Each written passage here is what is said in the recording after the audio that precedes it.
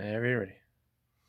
Okay, so we'll go over the level 3 gear list. This is the 8-piece tech and some representatives you can have. This is kind of the luxury level or backpacking level.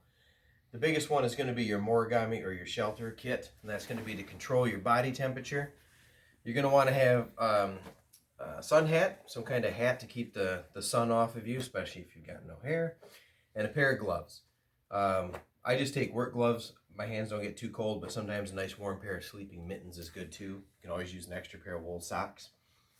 You should have a bag besides the clothes you have on, a bag of dry clothes. I don't take a full set. I've got an extra pair of shorts, an extra pair of wool socks, a set of thermal underwear, and a warm, like a fold-up vest I use as a warmth layer. So just in a dry bag, an extra layer of clothing. I take a wool buff. I use this as a hat at night to sleep in or around as a neck gaiter if I'm getting cold. I have just a cotton dish towel. I use that for various things around camp, not least of which maybe a towel. And then I have a wool, large size Morigami.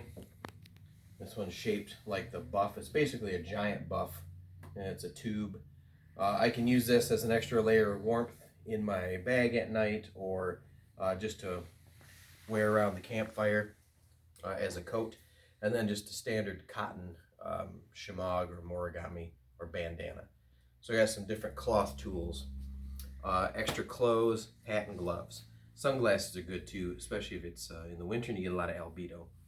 So besides your personal layer of clothing protection, you absolutely have to have some sort of ground cloth.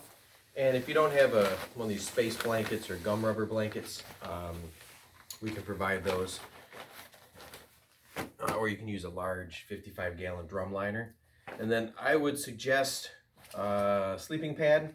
This is just a Thermarest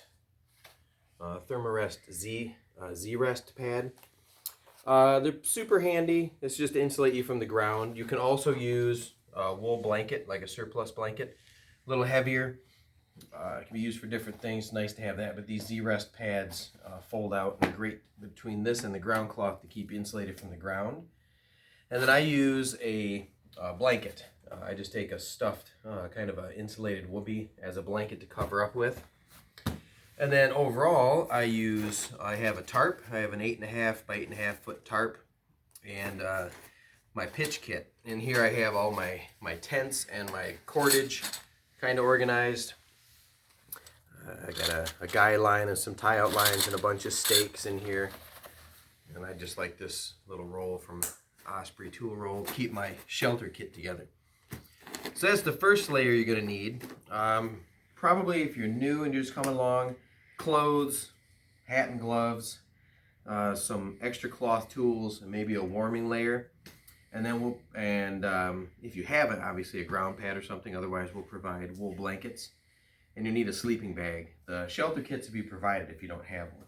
So you don't have to worry about going out to get any of this. Contact Logan and he can provide anything you're missing. The second item is cutting and digging tools. So you're going to want a good belt knife. If you don't have one, we can provide a good belt knife. That's just mine. It doesn't have to be really big. Matter of fact, don't get one of those giant Rambo knives. They have no use at all. And a backup or personal knife. For instance, I carry my Leatherman Signal just because I've got an extra blade on there. But I also have a variety of tools that can come in handy. So that's my second knife. And then we will provide, I don't know where it went, we'll provide a shovel for the camp, so you don't need to carry a shovel. But a small personal hand trowel is nice to have. This one's made of aluminum, and it just goes in my bathroom, my wipe kit, which is this little toiletry bag here, another roll.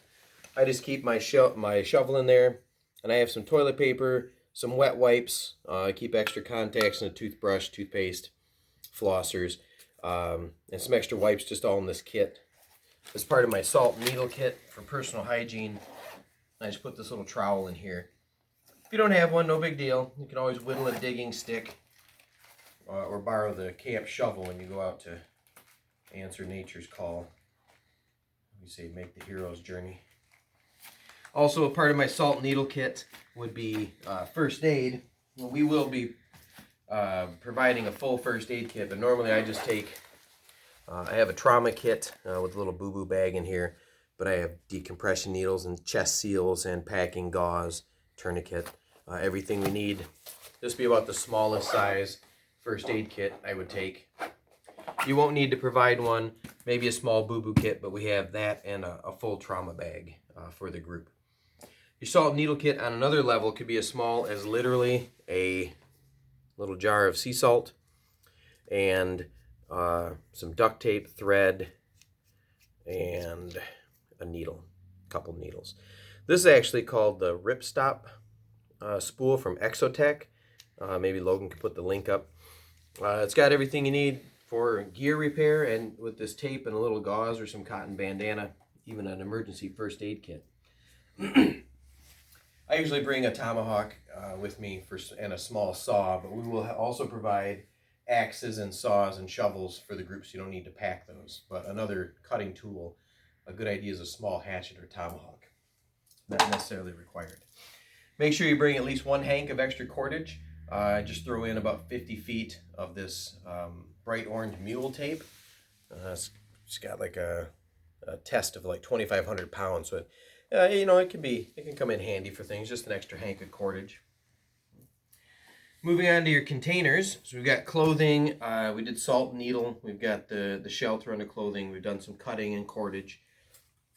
For your containers, you'll need at least a minimum a water bottle, preferably metal. This is a big 40-ounce clean canteen. I like this one so I can hold a little more than a liter. And a metal cup.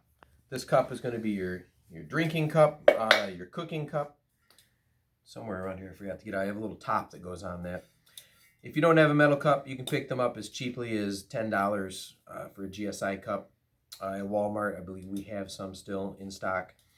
But you'll be eating and drinking out of this, and or you can bring a little metal dish. Usually carry this with me to cook in or eat out of. Patrick brings a full plate, like a legit kitchen dinnerware set plate. You might not have to go that far. And then I only bring one utensil. I bring a spoon, and then usually on site I'll just whittle a set of chopsticks to eat with. I don't necessarily need to carry a fork and a knife and the whole deal, but you can if you want. Next, under fire and light, I always have a personal fire striking kit on me and a little fire kit to get a blaze going. It's always good to have that in your pocket. For you, if you're not doing this or it's your first regularly, it's your first time, just throwing a small disposable lighter in your pocket. You need to have some way of starting fire on your person at all times. We'll be providing the flints and the steels, ferrocerium rods to learn the fire. So mainly from this category, you're going to want a personal light, a flashlight. A headlamp is best, and then maybe one set of extra batteries. Usually on level 3, you've got room, you take extra batteries with you. Now under the sling and spear, you really won't need any hunting or defensive weapons on this. So we're going to skip the sling and spear for level 3, but feel free to research that on your own. The last category would be your book. So you can bring your handbook, obviously, or you can check at the back of the handbook. There are packing lists in here somewhere. There's a packing list in your handbook. There you go, Fieldcraft checklists. So you've got some different checklists you can go down that I'm going over in the video here. For your book, besides your handbook, just a small a pen and a small writing pad so you can take notes and keep track of the things you learn at camp, so you can get your notes down so you don't forget the different techniques and knots and things. And then another thing that's not necessary, but having a good compass as part of your book kit is a great idea. Right? Got my kind of beat up compass here. Just a nice little base plate compass or a ball compass, and then a little signal whistle. This is something I keep on my person at all time, kind of a pockets and pouch level. So this would be all you'd need really for level 3. You're going to be tempted to pack more. It just might not look like much, but it's really all you need. Control your body temperature, regulate from heat or cold with your extra clothes, and your shelter kit. Insulate yourself from the ground. Don't skimp on the blanket. Maybe bring a sleeping bag and a blanket if you're not really prepared for sleeping outdoors. You can always use your extra clothes for a pillow if necessary. Bring a personal knife and or a belt knife to keep on your person at all time. A headlamp.